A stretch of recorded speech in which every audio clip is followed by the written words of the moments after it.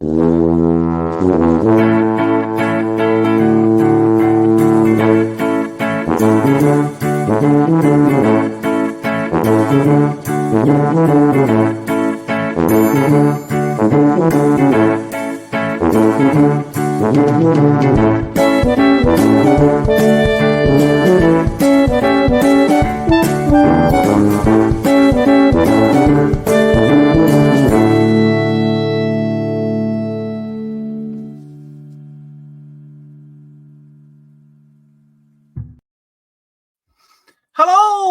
and welcome back. How the devil are you, Malcolm? You okay? Yeah, I am fine. I woke up an hour ago from a text message sent by yourself, which is very kind of you. Thank you very much for waking me up. It's okay. We were meant to record an hour ago. We The were. text message is something like, "I'm here. Where are you?" No, I'm in bed. It was a gentle morning, Malcolm. And you were like, "Oh my god!" No, I had the phone on silent, and my wife had got up early, so I had no one next to me to wake me up. I had my youngest child has crawled into bed with us last night, and she was asleep. So I could have just blissfully slept all morning. But thank you for waking me up. It's all right, Yeah. I did it gently with a blow in your ear. Well, that's the theory, is that we all live in the same house. Not true. I did get a good joke though. Do you want to hear a good joke? Oh, go on. What did the DJ call his son? Go on. Rick. No? Oh, was that the punchline? I gotcha. That's the name, yeah. Eric. Oh, As that's in, all right. like, I thought you were going Rick. My brain was on a slightly different level. Although I'd heard the first part of the thing, all I had in my head was "Don't let my son go down on me." But anyway, let's move on. I don't know why, but there you go. We're recording this, yeah? Yeah, absolutely, it's fine. So first of all, you'll be listening to this on the usual way of the podcast. So if you're scrambling to see the video side of things, it will be there, but we've done it the opposite way around this time, just to fox you. But yeah, so due to a couple of comments that were made for some listeners, so yeah, so hopefully that'll ease your pain a little bit. However, the reason I'm mentioning that, because I shouldn't really mention it, because otherwise it sort of defeats the object of the exercise. But my brain's gone off on a tangent. So there will be a difference between the two. Right. So what you're talking about is the podcast and the YouTube. Yes. There will be a difference between the two of them. Well, there'll be a couple of differences, actually.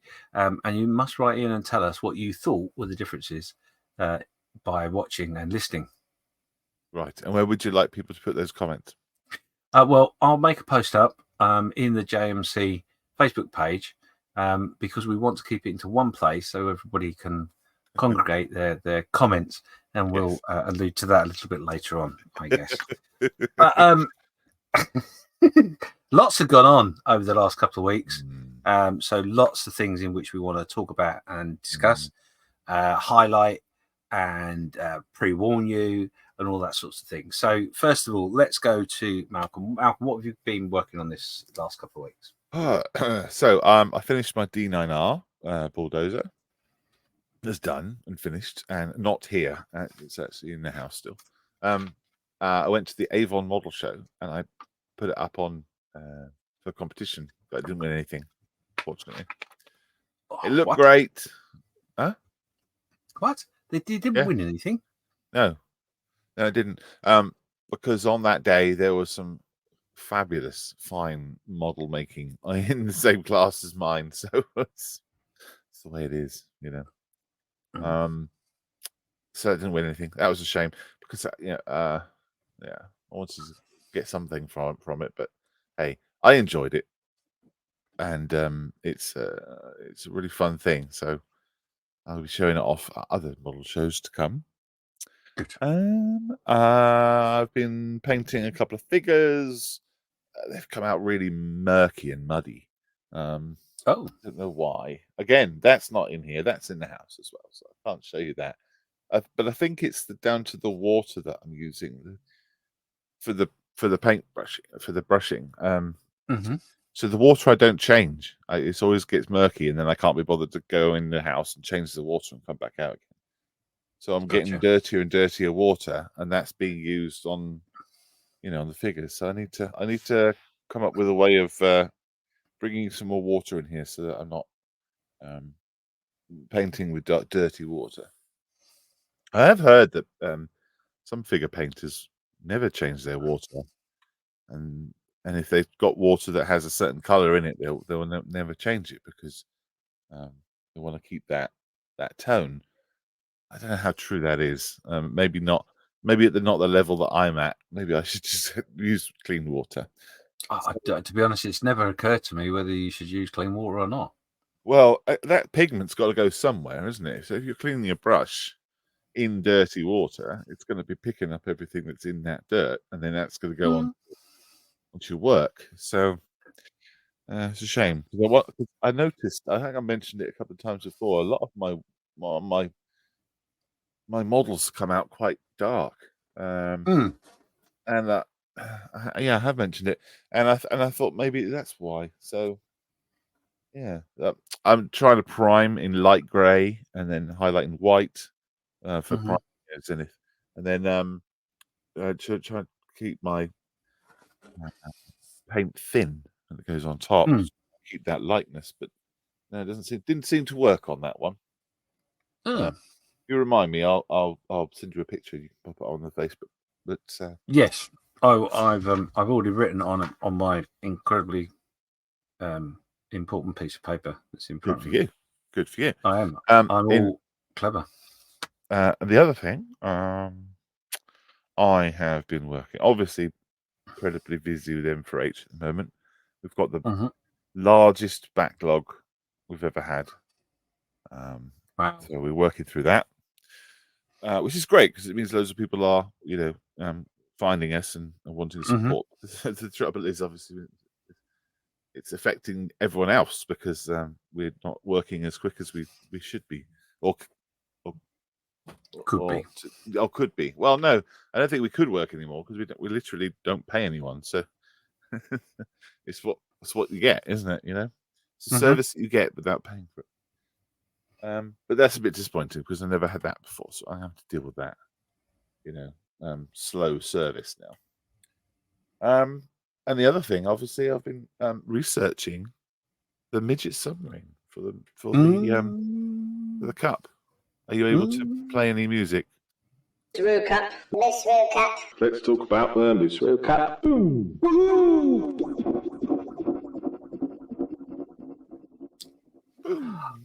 I was poised, literally poised, Moosaroo Cup. ready for the segment. Let's talk about the Moosaroo Cup. Why is that on repeat? I don't know. You must have clicked loop accidentally. No, I know what it was. What it was. Okay. So basically, the reason it's on loop is because while I was waiting for you to get out of bed, I was trying to sort out a technical problems picture with some music on loop. Right. So that when you arrived in the studio, you thought we were live already because I was going to be mean to you. That's why. Anyway, but I was poised really because I heard the segment and went, oh, that's so good. That's so clear and smooth and professional. And then I cocked it up with the loop. Anyway, so you've done some. Luckily, I can't edit this, so that's cool. You've done some research for your little tube. Yes, I have. I have done indeed. So I went onto Amazon and I bought this book, which is Axis Midget Submarines between 1939 and 1945, which includes German submarines, Italian submarines, and Japanese submarines, all the midget variety. Yeah. So that was from Amazon. It was only couple of quid. It wasn't too expensive. And then I forgot about that I bought that. Just So hold I that went up. to Just hold that to the camera so I can see that. Oh, I see. Right. Okay. Cool. Yeah. it's the Osprey book. Mm-hmm. There you go. And then I forgot that I bought this one. So I went to eBay and I bought this one. So I've actually got two. Oh. Yeah, so I got two. That's daft. So then I donated one to Models for Heroes and kept one, but then I lost the one that I had. I couldn't find it, so I had to go back into M4H and undonate my book, and I used that. And then when I went to a modeling session the other day, I found the book in the kit because it fits perfectly in the box. So now, long, interesting story short, I've got two books back. Hooray! So I can redo my. These things are sent to test us, right? So now I can redo my research. Now, well, I was originally very excited about this image in here. Now I'll show you this. I'll hold it up to the camera. There we go. Oh yes. Right. So this is like a frame around the submarine, and then a trailer for transporting. Yeah, and there's a photograph in there also of one that's been bombed, so it's kind of sat on the side, and then the frame is kind of showing. And I thought that'd be an interesting one, but that's the wrong submarine. That's a Bieber submarine, and not one of the submarines that is in the kit. So that was a bit of useless research that I did, but I still do like the idea of having it on a trailer. So that is the right submarine. That's one of the submarines in there. That's the mulch. Yeah. And that's on a trailer. And I thought that'd be quite fun to do that being taken through a road or something by a German truck. But also you see like the little captain in there. Mm-hmm. It's not focusing. Oh, it is. There we go. There it is. See the captain in the back. Yeah. So that's quite fun. So, or whoever he is in the back there, in the hatch while it's on wheels. So there's that. Now that is that's an option. But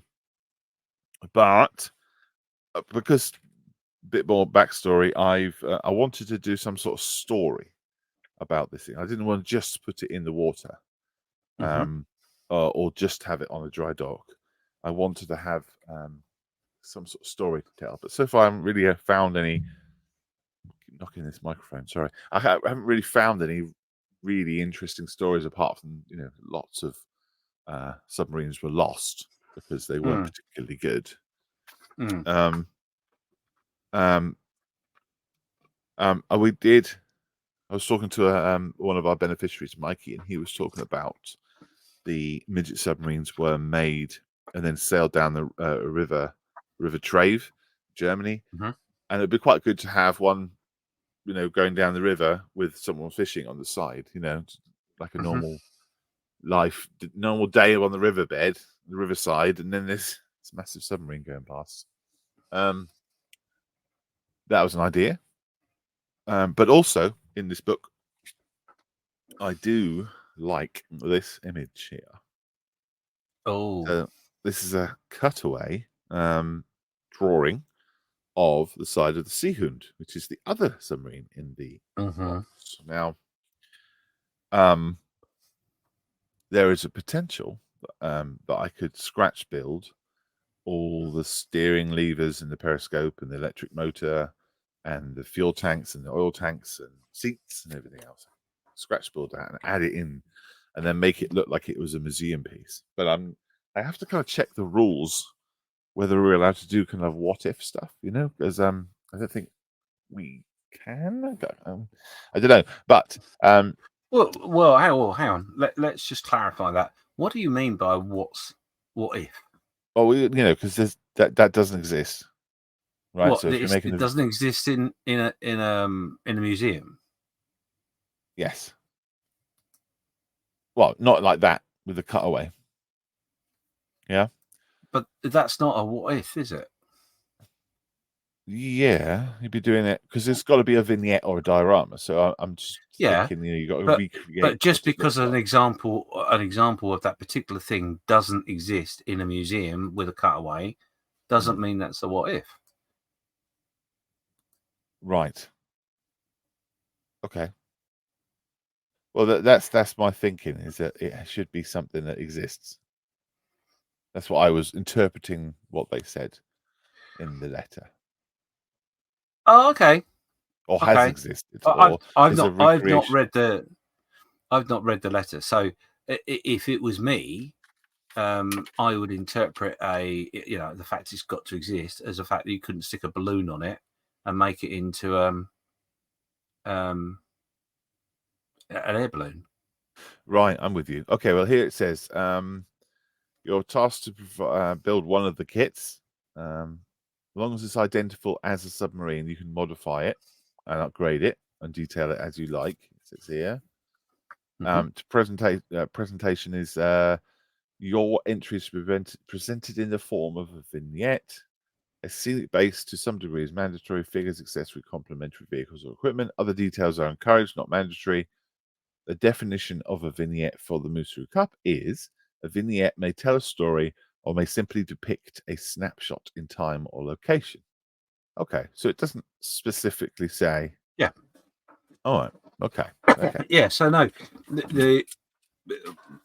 what they meant by that is that, like I said, you can't you can use the model, you can add anything to it, any detail that's not with the model. So an interior is fine. Yep. To show off that interior, a cutaway would be fine, and a vignette is a scene or telling a story. So if you have an example of that submarine that's cut away and in a museum, that's the story. But the fact it doesn't exist in a museum is not relevant. Got you. Okay. All right. Yeah. Okay. So that's a possibility then. So Yeah. I could have. What I also thought about is having the cutaway, but also having the water being cut away as well at the same plane. So it'll be in the water, but then something has cut away that whole entire slab of water and hull, and you can see inside the submarine. That's nice. So what you're actually saying is you're talking about creating a vignette that shows what it was and what it potentially is. Yeah. I.e., in 1944, this is what it did. It was underwater and it was a submarine, and in 2024, it's in a museum. Yeah, that's right. But it doesn't exist like that. That doesn't matter. No. Cool. Okay, so that's a possibility. So it's a split time vignette. Yeah, I guess so. One side will be, oh, it looks like a submarine. The other side is, oh, look, you can see inside. So the exciting part of that is that if you did do that, which is quite a clever and unique idea, what you could do is you could incorporate one of the other ideas you haven't mentioned was in the water part. Oh, firing a torpedo. Yeah, we could do. But I've only got till March. This can only take you it'll take you the next hour to build. True. It will. Apart from the interior. Yeah. But I haven't scratch built anything for a very long time. And I was quite intrigued about doing it. I'd collect some rod and a plastic card and get my chopper out. My chopper thing. Yes. Straight. Yes. All right. Get that out and then use that. If it wasn't that, I'm not describing that for the podcast. I can do that anyway. Do that. No matter what you're doing. I mean, to be honest, a midget submarine's not far off. Anyway. No battery retired either, but never mind. Anyway, moving on. What was that? Oh, yeah. I could do all the resin. I could do all the bits and pieces, but I'm very wary that I've never done resin before, and I've never done water effects ever. So apart from leaving a bit of gloss on a bit of grass to say it's wet, that's it. Well, I'm gonna. This is my thought process of that idea. If you are going to do that, then my suggestion would be that you decide where you want your scratch building to start and finish within your submarine, and you cut the submarine in half and put the half that's going into the resin in there at that point, so that you can then later on marry up the other half. Okay. Because then you can create a solid block of what you want. Right. Which maybe will help prevent any leakage, stroke, accidents. Yeah. It's difficult, though, isn't it? I think it's well within your abilities to do within the time frame. Sure. Yes. I'll be honest. Yeah. It will be a bit expensive for me as well. Resin's not the cheapest thing to buy. And then, of course, if it gets messed up, then I'm screwed. Oh, there are 2 submarines there. Yeah. Yeah. So if it doesn't, So at the end of the day, if you don't do it for that one you choose for the Moosaroo, you can do it for the other one. Yeah. Yeah. Oh. All right. Well, let us know in the Facebook comments. The other thing which pops into my mind, which I'm going to ask the listeners their advice on this, because I've not done resin either. But if you're doing the idea you had about the torpedo being fired, and you haven't mentioned it, but I'm going to mention it for you. But you mentioned it about it coming out of the water at the side. Yeah, so it wasn't actually the torpedo wasn't all in the water. No, that's right. Yeah, it's going through the edge. If you're going to go down that road as well, my advice would be if you cut the submarine in half, make your block of resin, and then drill into the resin and insert your torpedo. Yeah. And all the lighting effects for the explosions and stuff. Well, if you're going to go down the lighting route, then I mean, I'll be honest. I love the idea because originally your original idea when you spoke to me, and you may have said it in the last podcast, but I can't remember because I can't remember what I did 2 minutes ago. Was you said that you were going to have the torpedo in resin, the submarine in resin, and torpedo coming out of the resin. That's right. Into the universe. And I thought that was a fantastic idea. And I'll be honest with you, I've ordered the kit. It should have been here already, but it isn't.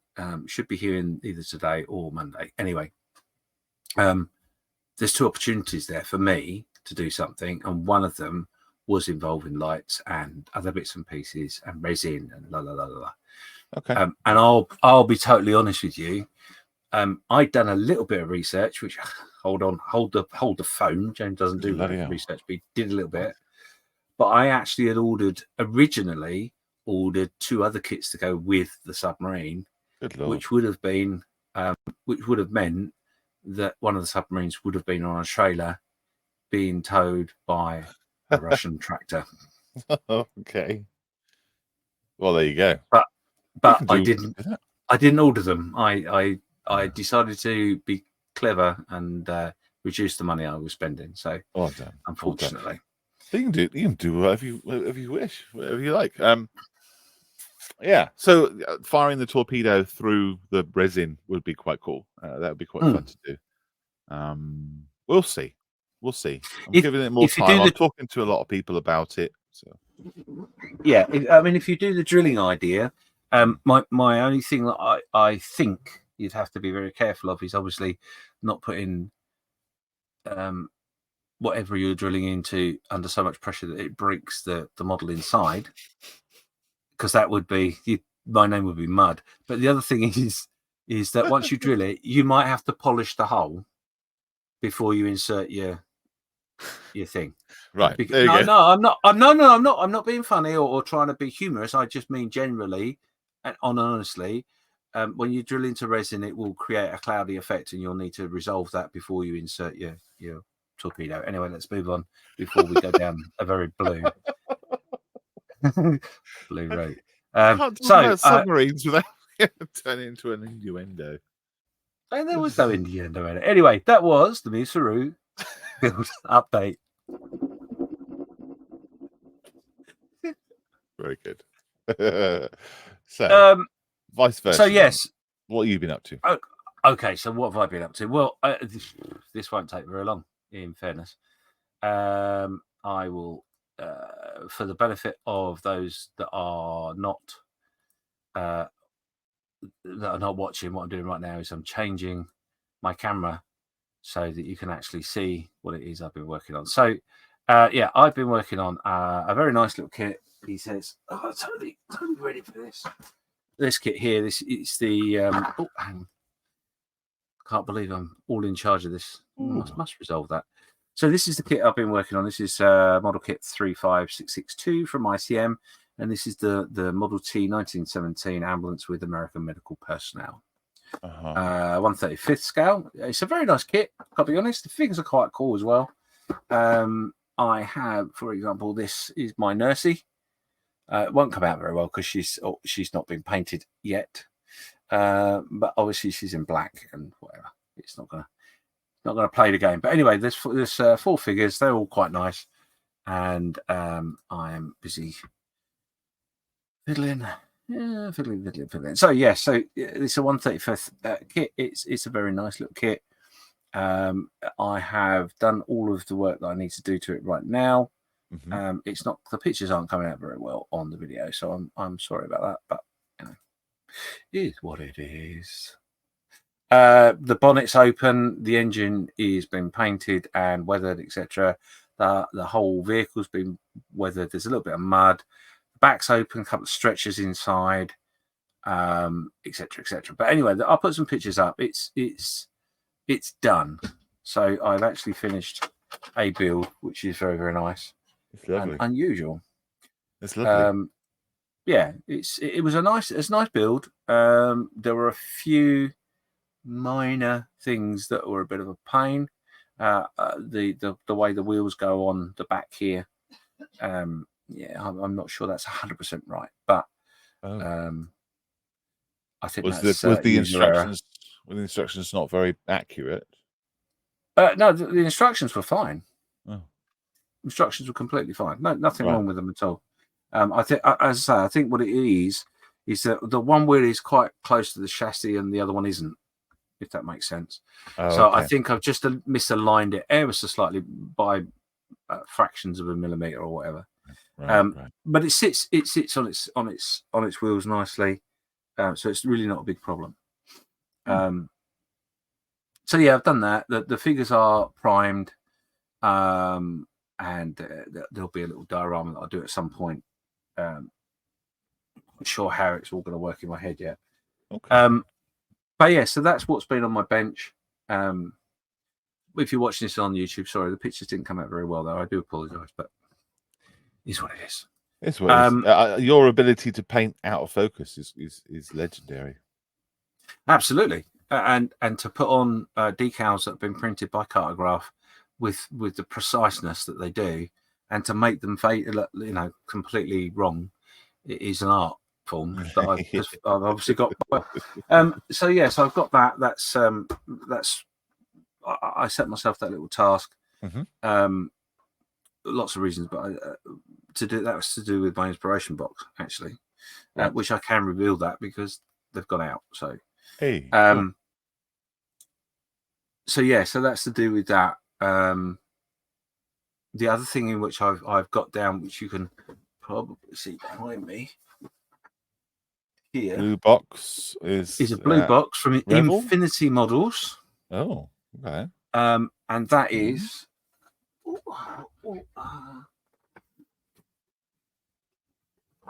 he says,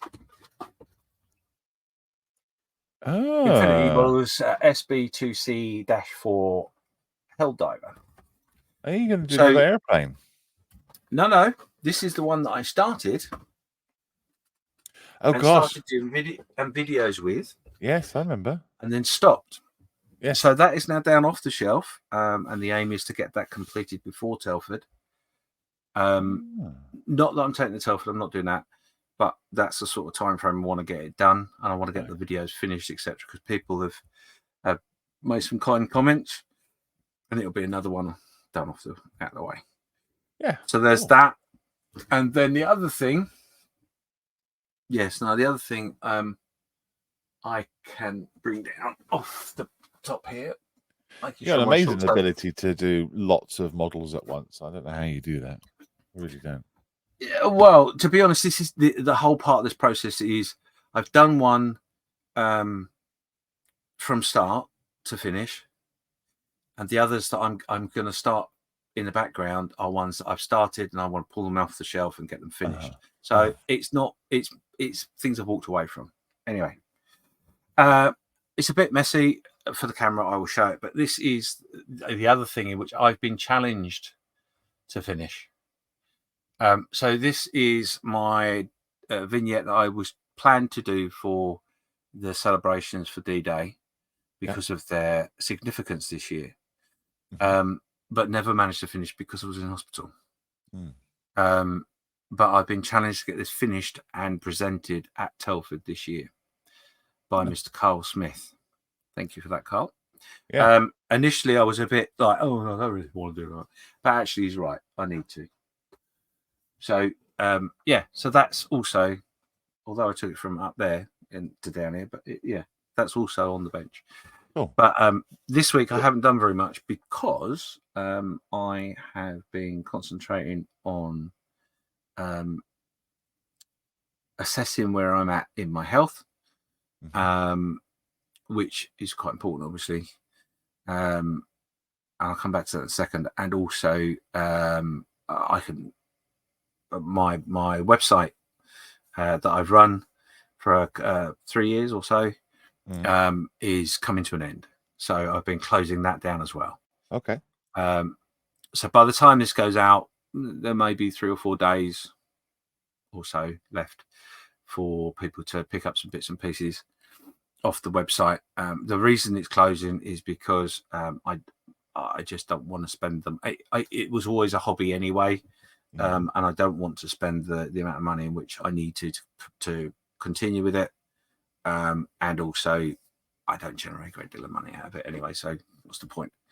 Okay. But some of the ideas that are on that website, i.e. the inspiration boxes and that sort of stuff, will continue, but in a different format, in a different way, which will be all advertised later on. But anyway, going back to my health, much more important than that old dribble. I started my rehab this week.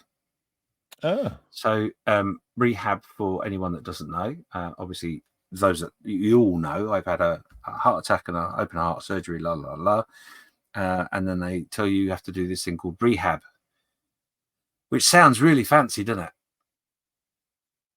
Yeah, it does sound really fancy, but what it really actually is me dressed up in a leotard doing a circuit training, which isn't so fancy. I can't believe you dress up in a leotard. Oh yeah, you've got to get involved, don't you? If you're going to do it, you got to do it properly. Who told you you had to do it in a leotard? Well, apparently, when I got there in my leotard, I was told quite quickly, you don't need to dress up on that. Okay. I said, but it's rehab, isn't it? I said, by the time I finish my rehab, I won't need the leotard anymore, so that I've recovered from wearing the leotard, you see. Okay, yes. Right. Was it a JMC leotard? Because that'd be all right. Of course. Of course it's going to be fully branded. Now you've got that image in your head. That brings us nicely to the other thing in which we've been meaning to do for ages, which is our caption competition. Da-da-da. There's no sound effects for that, I'm afraid. Apart from just did one. But sorry, let's do that again. Da-da. Yeah, there you go. That's the okay. Yeah, caption competition. Just so professional. Yeah, so caption competition. Massive apologies that we haven't pulled a name out of the hat. We have been talking about it quite a lot, but we've always forgotten to do it. So we've made sure we've sorted that out. And Malcolm's going to reveal the winner is Mr. David Farrell. And what was the caption that David come up with? I don't know. I've got it up in front of me. Do you have it in front of you? I don't. I closed all my windows down. I'm an idiot. Oh, it just so happens. But Jesus yeah, Christ. there was a lot of so if you haven't seen it, it was a picture of James walking away from the camera with his arse hanging out, basically, because he was in a hospital gown, taking his drip with him. Mm-hmm. Yeah, and you wanted a caption, and there was a lot of the theme was filling the crack back in, basically, wasn't it?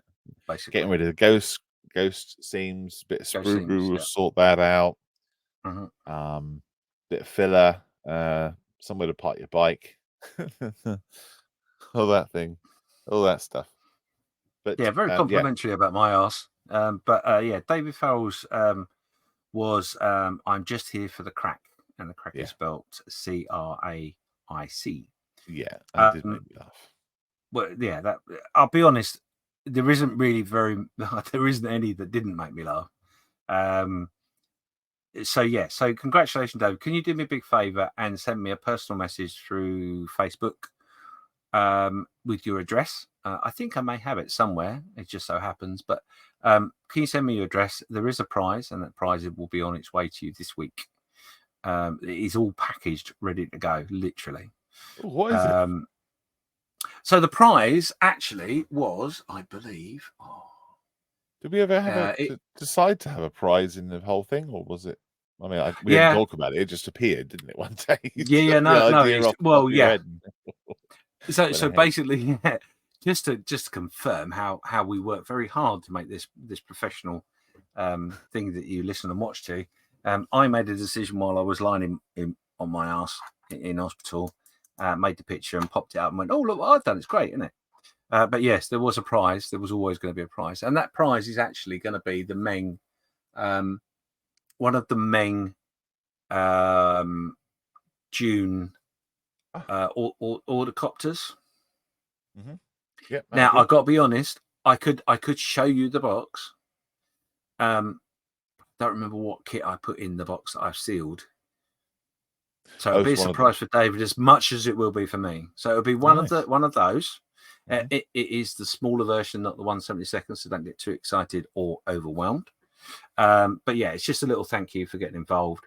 I mean, there was loads of comments that were made. One of the other ones that made me laugh quite a lot was Andy Gregg. He said a couple of clamps and some extra thin, and that'll be fine. Clearly talking about my crack.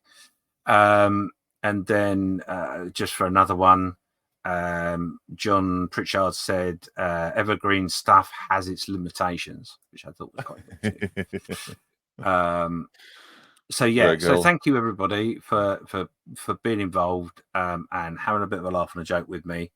I can tell you the picture was taken by one of the nurses, and it was a couple of nurses that were involved, but it created a great deal of humour on the ward as well while I was waiting for my operation with the staff. So yeah, thank you for being involved. And I am aware that the nurses have been watching the comments too, and been giggling about it. So cool. Yeah, so that's good. So yeah, we've done that. That was one of the other things in which we want to get done in this particular episode. Now, one thing in which I want to talk about stickers.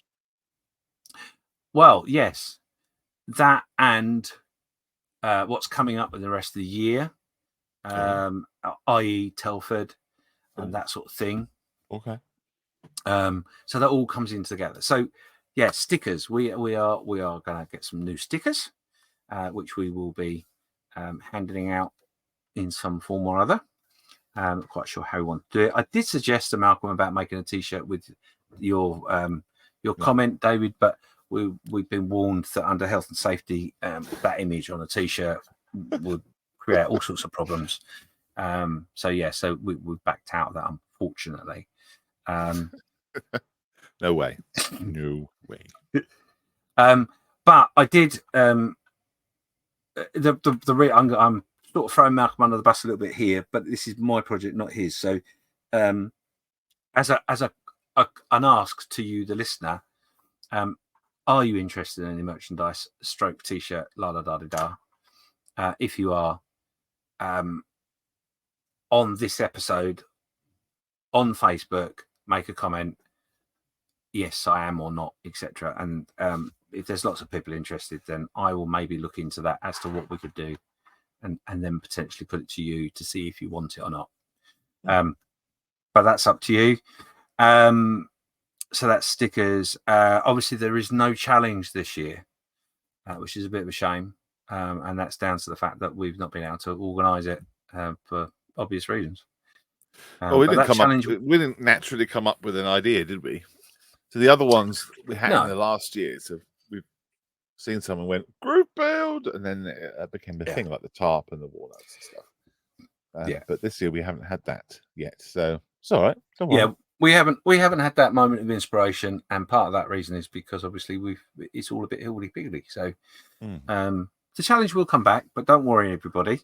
The other thing in which sort of brings us nicely onto that is that I saw a Facebook post in relation to these coins that are being handed out by podcasters, and a couple of groups have taken it on board as well, IPMS groups, etc., where you put a little challenge coin next to a model that you like in a show. And a question basically was asked. I can't remember who asked the question within that post. Was is it now no longer required? Is it gone too far? Has it reached the point where it's no longer cool? What are your thoughts on that? Do you think it's a good idea? Do you actually, let me put a little bit more bones on that. So one of the things that was mentioned within that post was, for example, if we had some challenge coins, should we then send them to, let's say, On the Bench, so that they could then put our coins next to models at a show in Australia? So what are your thoughts on challenge coins? So challenge coins, right? So you're basically ticking the box to say, hey, I like your shit. Your stuff's great, so much so that I'm willing to spend £1.20 or whatever it was much you spent on getting these coins made, and I'm giving it to you to say, like it. That feels nice to receive something like that. That's great. I would, I mean, it's a positive thing, surely, right? It's great. Yeah. But that shouldn't overtake the fact that you should be talking to the person directly and communicate with them and say, it would be better to have a conversation, say, this is why I like the model, it's really good, I'd like to give you this. And then that's it. I mean, it'd be nice if I saw like a pile of treasure around one of my models. That'd be nice, Maybe I should make a model that's covered in challenge coins and put that in the competition, and everyone will think that's if you use the challenge coins as your base. Yeah, it's a good idea. I like that. Yeah, just make up loads of different ones. I think it's a nice thing. It is, but certainly, I would want a conversation with the person who gave it to me to find out what was that they liked. And same with me. If I was going to put a challenge coin on somebody, like a couple of pennies or a 2p piece or something, or a euro maybe, right? Put that on somebody's thing to say, this is good. Unless they know who that person is or where they're from or what it is in relation to, it's just going to wonder what the hell that is, Unless it says something on the coin saying we like your shit, lots of love, justmakingconversation.com or whatever our website is. I don't know. It's great. I think it's nice. I think it's a nice thing. But yeah, don't let it overtake good conversation. What do you think? No, I agree. I mean, the post was quite well interacted with the community in which it was posted in. And, where was it on then? Where was it on? Was it Plastic Posse or Insanity? I think I'm right in saying that it was on the Models Without Borders. Oh, the new one. Okay. The new one, which we're going to have a little chat about in a minute. But It was either that or the Plastic Posse. I can't really remember. Okay. But there's been a few posts about it in the social media world of different groups. And I did make a reaction to it, which I'll talk about in a second. But my personal feeling is that, the challenge coins are a really great idea. The conversation while giving them to somebody is important. Although I appreciate that, if you are putting them on builds that are not in competitions, but they're in just static displays, that person may not be present at the time you want to do that. And going backwards and forwards to make sure you see the person might be a bit of a ball ache, but worth it, definitely. Or at least if you've got something in which you can say, got a little note with it that says that I'm here. I've presented this to you without you being here, but I would like to talk to you about it at some point. That'd be cool. Email address or something. Yeah, something like that. Now within that comment, because obviously one of the things that we're saying or was suggested was that challenge coins had their time. It was too many of them, and it was no longer the wow factor had gone, basically, because there's too many other people using them. To which I made comment and said, well, I don't think that's the case. However, JMC, as per usual, are not going to follow the trend. We are going to be presenting golden walnuts as our tokens, because we think that models the nuts. So and it's nothing to do, I promise you, it is nothing to do with the fact that challenge coins cost more than walnuts. It's not that at all, because I will have to go through the excitement of painting all the individual walnuts gold. You will, yes. Yes, I will. And no, just to clarify, they will not be dipped in 24 karat gold or anything like that. They will be they'll be what they are. So sprayed in whatever gold color you have. But I can also announce as well, not that Malcolm realizes this yet. I mean, obviously I've just told Malcolm about this before we recorded, so he was aware. So I primarily, depending on Malcolm's availability and how much I can push him out to go and do it, from his other commitments with Intelfed, we'll be handing out our nuts throughout the weekend on your builds. However, I will not be sending my nuts or our nuts internationally for anyone else to hand out, because I think that would be impersonal of me to force my nuts on someone else to hand out. Yeah, because I don't really see why you would need to send out your challenge coins to other people to put on other builds, because unless there was a specific reason that you had to do that. Just to do it well, the only way that would work is if the person holding the challenge coin, for example, we'll walk away from that. Our challenge coin, our way of showing our appreciation, it means the person that's handing those out would have to literally walk around the show with the camera on and us watching it as if we were at the show to go, oh, that one, no, not that one on the left.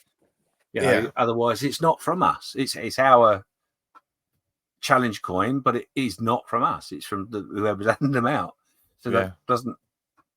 Yes, you could have a representative of the podcast, but I sort of don't really understand that. I don't get it. I'd love to. Don't get me wrong. I'd love for the Podfather to walk around with his camera live to us at a show, so he could present our nuts to somebody in Australia. I think that would be fantastic. I'm not sure he'd be up for it, if I'm honest. It's not a dream of mine, but yeah.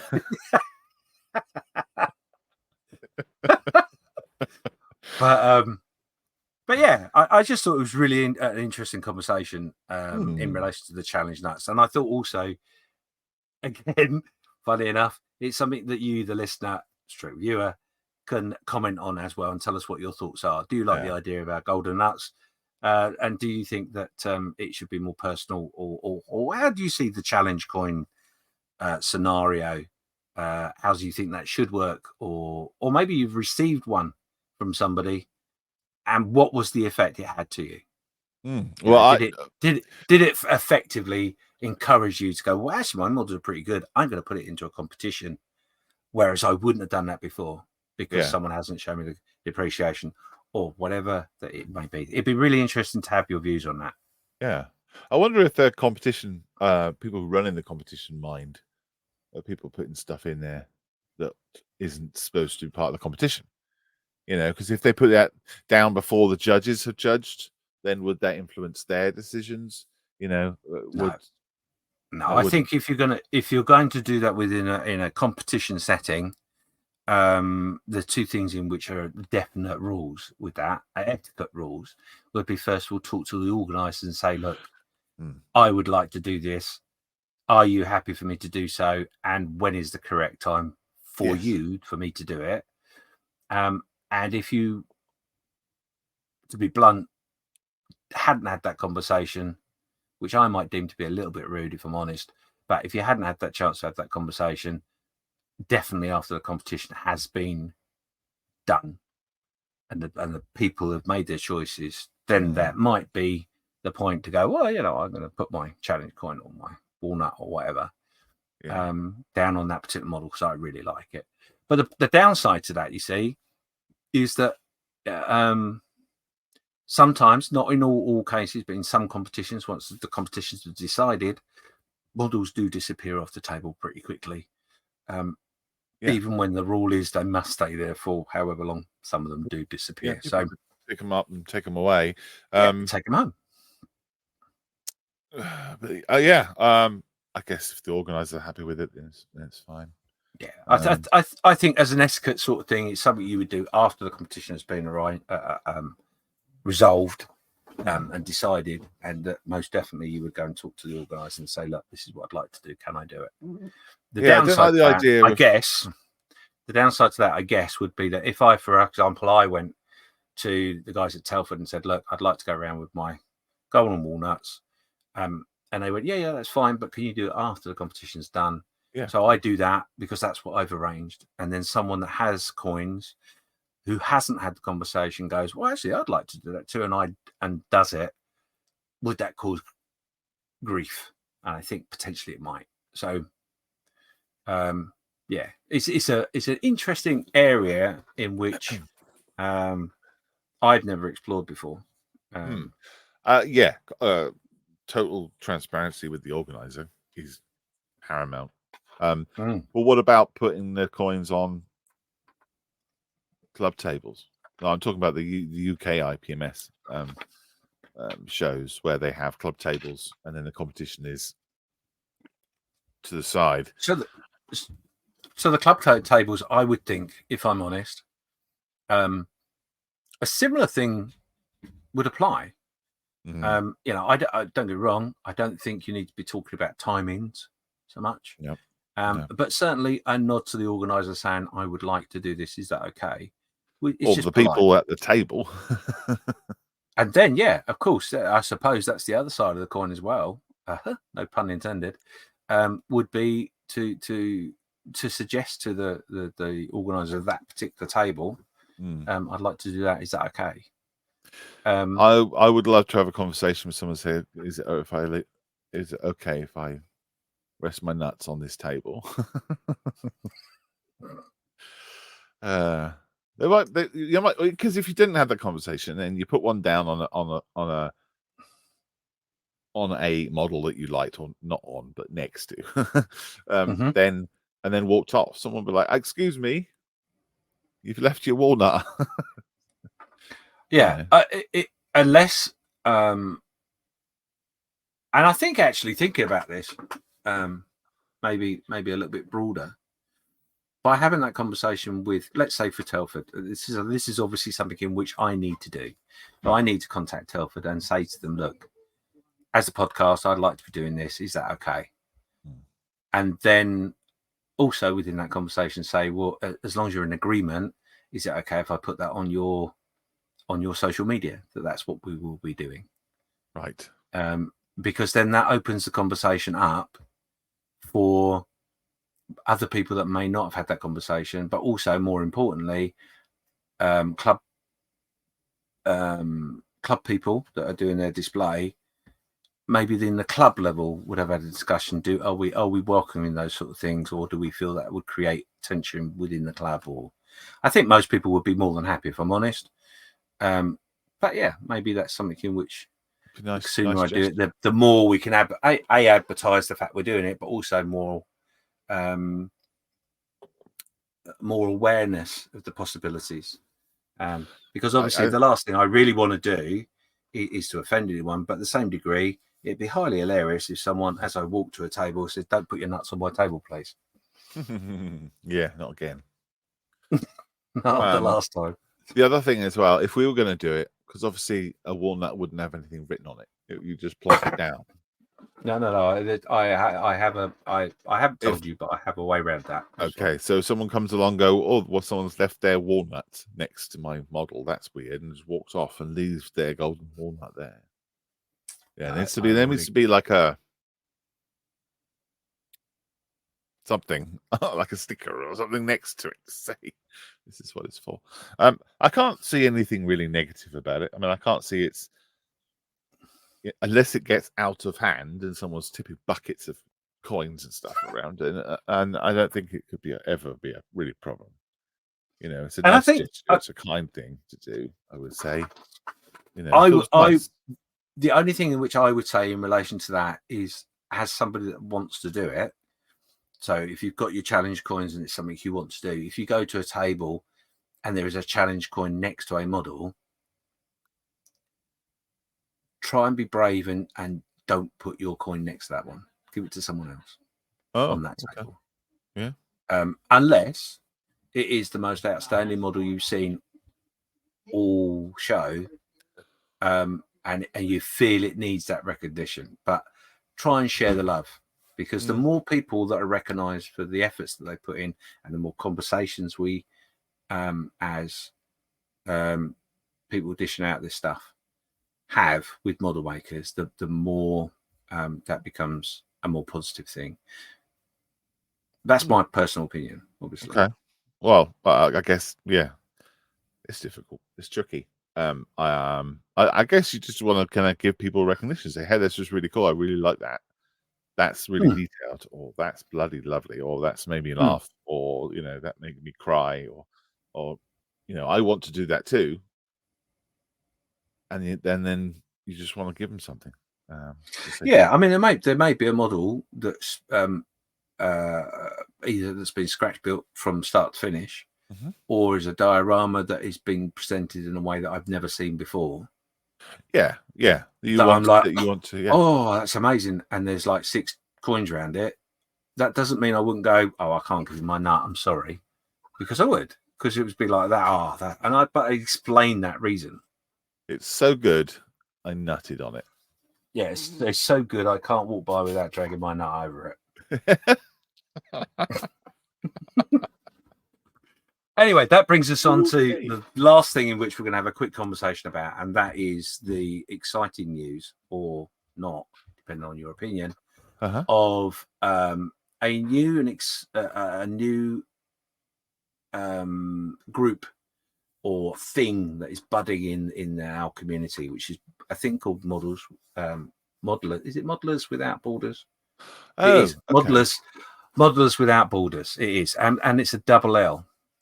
Which I can tell you has caused some controversy over in other places where they don't spell modelers with 2 L's. But anyway, with 2 L's, that is interesting. It is with 2 L's. It was something that was actually debated about. So, it is supposed to have 2 L's. Look. Well, you see, in other parts of the world, they do spell it with only 1. But anyway, let's not get hooked up on that. So this group. It was something that popped up on Facebook. I was invited to, and I was like, "Oh, this is interesting. What's that all about?"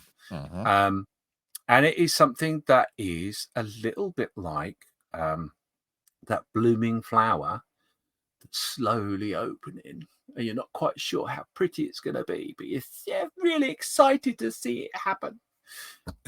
In that, I was invited to it at the very beginning. I was like, "Oh, it's a Facebook group. This is really cool." And it's not a Facebook group at all. It's something completely different. Oh, okay. So this group is being put together by the Podfather is involved. He's one of the people. Tim Holland, I believe, is also involved, and a whole bundle of other people that I can't remember. I'm really, really sorry. But they're putting Darren Cook is, yes, he's involved as well. And it's basically a bunch of people that have had a discussion for some time about something that they feel would be really good for our community. And they've got to the point now where they're starting to put it together and put some meat on the bones, etc., etc. And one of those things is that other podcasts, Triple P on the Bench, Model Geeks, have had an interview with these guys about exactly what it's all about. And it's actually going to be an international group, hence the Models Without Borders. It's going to be an international group that takes all the best bits of other groups, like, for example, IPMS, like the help me out here. What's the other one? AMPS. Yes. And basically, they want to incorporate anybody that makes something, a model, out of anything. So it doesn't have to be a plastic kit. So it's not like the International Plastic Society. No. Right. It involves Lego. It involves anything in miniature. Anything. I guess, then. Anything that is a representation of something else. Wow. So that's quite an enormous area to cover. But that is modelers, and though. They are models. They're not figure painting. So it would involve the mecha side of things. It would involve the scratch building, 3D printing. The list goes on. So anything that is a model created by whatever means is welcome. And that would include Lego, of course, which is a model. You can make models out of Lego. Yeah. And numerous other bits and pieces. But I didn't want to go too deep into it, but it sounds like a really, really good idea. And the other thing is that, and this is what sort of foxed me a little bit in the way it was presented to me, was I was invited to, and I should join because I'm like, this sounds interesting. And then they had a constitution. So it explains to you about, what their goals are and all that sort of thing. And it's like, because initially in my mind, I'm like, this is a lot of effort for a Facebook group, which it clearly isn't. Right. But like I say, if you listen to one of our brothers or sisters, depending on how you want to feel your podcast is, and listen to the guy's interview, maybe we will try our best to embrace it at some point and get them on in the future to have a chat when things are a little bit more. At the moment, they are literally putting what I would term the meat on the bones. Right. So the group they have like it's not a hierarchy. It's just a selection of people that have been given certain roles in which they are going to then sit down, discuss, and put the meat on the bones. And then once they're happy with it, they then publish it to everybody else. Right. But the interesting part of this as well is that they have it's an international group, obviously. However, they will have people in certain countries that will have if you like, a top representative of that country, which will coordinate things within that country. And the idea being is that maybe in the future, a fairly short future, from what they were saying, is they may have put on shows. Cool. Of which there will be competitions. But the competitions will be judged in a very different way. So they're all sitting down and working out the rules and how that was going to work, because it's quite complicated, let's be honest, what they're hoping to do. That's all being figured out at the moment. But the only downside to it is... Can I ask you to pause a second, mate? Yeah. Hang on a second. I'll be... That's cool. I've paused the recording, so that's cool. Cool. We can cut that out. So I have an Alexa thingy. If I say that, it's going to kick off now. No, it's not. That will is able to be dropped into from the house. So because we knew you weren't, because my family knew that I was recording today, they didn't want to knock on the door and come in and disturb me. So instead, they directly dropped in through the unit right in front of my face. I have to pause it anyway. No, that's cool. Don't worry. Where were we? Yeah, so we were talking about the challenges of modelers without borders that they are going to have, etc. I mean, at the moment, the group has got quite a reasonable following, Cool. and it seems to be heading all in the right direction. But yeah, I just encourage everybody that it's a good thing to be part of, because we always talking, especially on here. We talked about the anorak brigade and the train spotting and all that sort of stuff. Yeah. But they have all techniques and stuff in which we can share. So it would seem logical to have an environment in which you can have, model railway layouts with Lego builds, etc. So have they opened it up to railway enthusiasts? Then have they literally advertised? The aim is to open it up to anybody that deals with those sort of things. Yeah. So just reading off their Facebook group, the hobby scale modelling created small versions of bigger things has grown and evolved incredibly over the past 10 years. And we believe it needs a scale modelling association that reflects the change. And that's what they're trying to do. It's an association. It's all legitimately logged as an association as well. It is not to replace IPMS or any of the associations that are renowned and been around for ages and ages. It is not about imposing change and a stroppy teenager walking out of an association to go and do their own thing. It's about trying to make a creative and positive atmosphere. So if you are a member of an association, it doesn't mean, for example, you need to leave that association to join this one. You can be members of both, etc. So yeah. So I know that you said you weren't aware too much about it. Has that sort of put a bit more info in your head? Yeah, so I was invited to the group, and it looked like it was an international group of modelers. But you said that in their bump it says about the scale modelers. So is it scale modeling only, or is it the borders of the international borders, or are they talking about modeling borders as in? No, well, I think it's a bit of a funny. I think it's a funny play on words, because obviously you can exactly do that. You can look at the borders that are put up through communities, etc.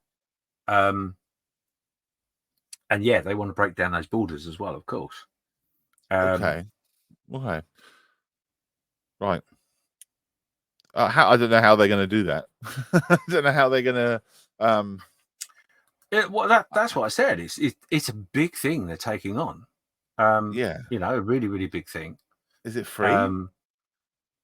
At the moment, yes, it is.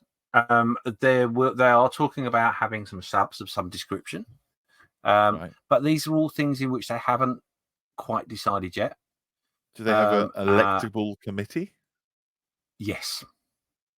So okay, so they have a meetings and all that sort of thing. Yeah. So at the moment, modelers.org. With one L. No, modelers with two L's.org. Nice. Is their web page.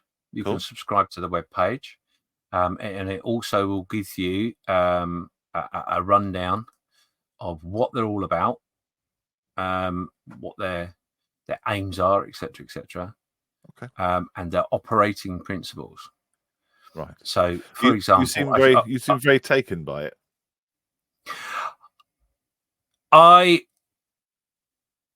admire and have admiration for what they're trying to achieve. I think they're going to have a bit of a bumpy road, if I'm honest. And certainly looking at some of the stuff on social media, which I'm not really a great follower of stuff on social media, but because I'm sat on my ass quite a lot, I've got quite a lot involved in. But one of the things in which they, the principles in which they're trying to achieve is enormous. I mean, don't get me wrong, the integrity, the welcoming, the respect, learning from each other, and all that sort of stuff. All those operating principles are what any association should be, without any question or doubt.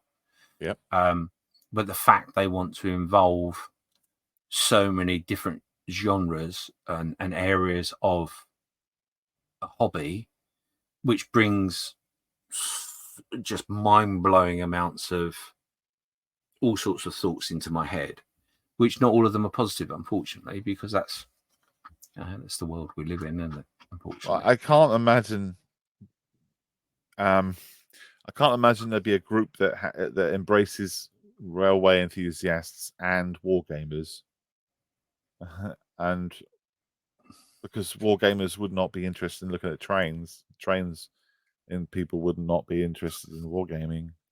And you know that what happens when you have scale modelers and wargamers in the same room, you know. But this is it, isn't it? And this is, I think, the thing that intrigues me and lights the candle for me in a way, is the fact that trying to bring all those people together is a mission in itself. And I'll give you a different example in that in the UK, just this year, last year, we had a show that did do that. Did bring model makers, model railers together with scale modelers and all that sort of stuff. Yeah, they did. And maybe actually part of the reason it's not really happened before is because of those loud voices of the people like, what? You don't like trains?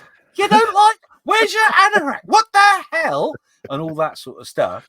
Maybe they've won the story, won the argument at that point. But maybe the people that don't shout and holler are the people, the majority, and maybe that can all work well. I mean, I personally, I wish them all the very, very best. I'm not going to say I want to get involved because I really don't know if I got the time, and I don't want to join something else and then months later go, I got to back out because I'm not really doing what I want to do or need to do. But I certainly will shout and holler for them because I think the idea is a good one, and the fact that they a little bit like the organisations that are already here, they are looking at the ability for national organisations that come under an international banner is a good thing too. So, don't get me wrong, it'd be really cool to have an organisation that goes to Europe and America and Australia. But see, the other thing as well, what you've got to remember is language is a barrier, obviously. But you've got an awful lot of model making communities within Japan, for example, who have an almost an infinite choice of different subjects that we just do not see. This side of the hemisphere, and mainly part of that is because the armour and plane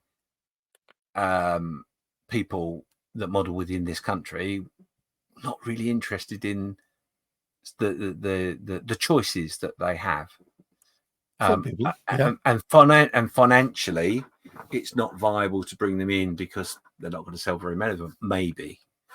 But to open that door and to start speaking about those choices. And the other thing in which I haven't mentioned is that they want to work with the industry as well. So that they want to have industry contacts that get involved. So when you're talking about the Japan market, for example, which has just like the phenomenal amount of all sorts of stuff, by having that communication with the manufacturers and that community within an association, maybe that will broaden the appeal for those items across the world as well.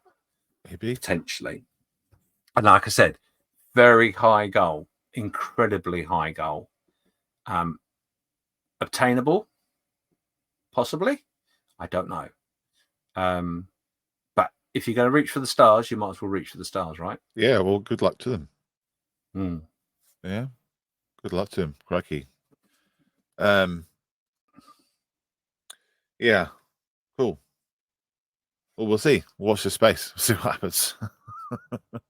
Yeah, like I said, I haven't suggested this to Malcolm other than within this podcast that maybe we'll have a conversation with some of them at some point and maybe get them on for an interview or something. Yeah, I've sent a message to 2 of the people that are running it, a personal message to say, good luck, well done, but I haven't heard back from them. But yeah, if they want to get on and chat and tell us what's going on, that'd be really good. I mean, it's interesting. Personally, I don't know. I don't know if I get it. I don't know if I understand why it needs to be there. I don't think we have the problems that they do in the USA with our groups. I don't know. I don't know. Maybe I'm looking for the thing that's something different, and I'm not seeing it. Yeah. But hey, I could be wrong. I've been wrong before. Oh, we've all been wrong before. Trust me, more times than I care to mention. Anyway, we've been chatting for over an hour. Yes, we have. We're going to wrap up a little bit. I think we've talked about everything that I certainly got on my list. How about yourself? Everything that you wanted to get off your chest? Yes, absolutely. Yeah. So we did briefly talk about Telford. So Telford, we will be at Telford. I will be there working behind the Models for Heroes stand, as I have done for the last 7 years. And I will be around here and there. James, you're going to be modeler sans frontière. You're going to be wandering around without a home, right? It's a different year for me this year. Obviously, last year we were like manically stupid, and this year we're going to be completely opposite. So, I will put my name forward for volunteering on the Models for Heroes stand.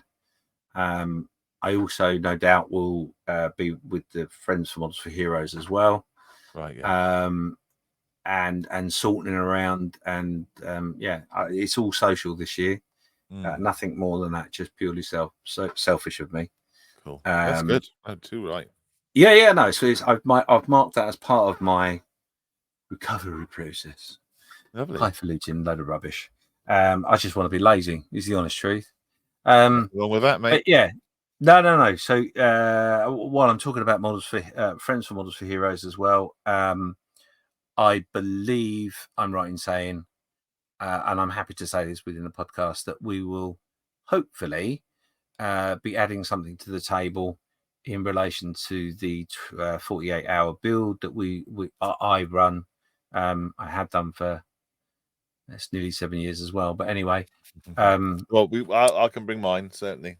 Yeah, so I think I'm right in saying that we can do. Well, I can certainly put it there anyway as a friend of Models for Heroes. So, but yeah, I think we're going to make a little bit of a thing about it because we wanted to.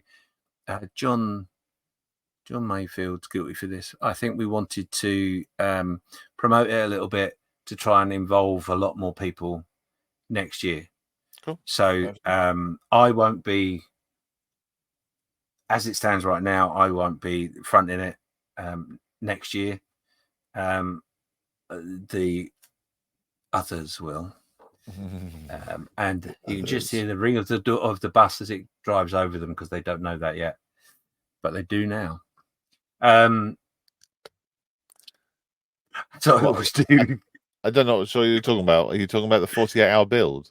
48-hour build, yeah. It's the people, the committee that we've had will be doing most of the work next year. So, yeah. Well, in fact, I'll be doing all of it because I won't be doing very much at all. Right. But yeah, so if you are listening to this and you are a manufacturer, if you're not involved with a way in which you can donate and help Models for Heroes, now is your opportunity. You can send me a personal PM or contact us through the podcast. And Malcolm will hate me with that because we don't normally talk about the charity per se. But there we go. We've got it out there. Just say that you weren't going to be doing it. Well, no, I'm not going to be doing it. And the reason I've said that is because Steph, our super auctioneer extraordinaire, is next week, I believe, sending out emails already for the event in March because we want to get super on top of lots of things. He's already been contacting a few people here and there that I'm aware of, but he hasn't kept me in the loop because obviously I've not been well. So, but he's super in charge of it anyway. To be in that. No, exactly. It's all going to be a surprise to me. He's dealing with it. So, and good luck to him. But yeah, so there you go. So that's us from JFC. It was Who's that? Just fried chicken. Where did that come from? The Colonel will kill me. Hey, we name change. It's not that we're looking for a sponsor or anything, KFC, but you know what? JKFC sounds pretty cool to me. Anyway, that's everything from JMC on this particular episode. Cool. Be Please good. make sure you send us lots of messages, and we do have in the pipeline some interviews already and bits and pieces. We do. Yes. So stay tuned. We are here. We are working, and we'll be back with you real soon. Anything from you, Malcolm? We appreciate your listening and your time, and thank you very much for the Patreons. Oh yes, that are still throwing money at us. It's amazing. But yeah, we appreciate that. It's awesome. It means we can do things like get some stickers out, that sort of stuff. Yes, and nuts to be golden. Yes. On that note, it lets you buy some gold spray. Yes. Cheers, guys. Take care. Take care. Bye bye now.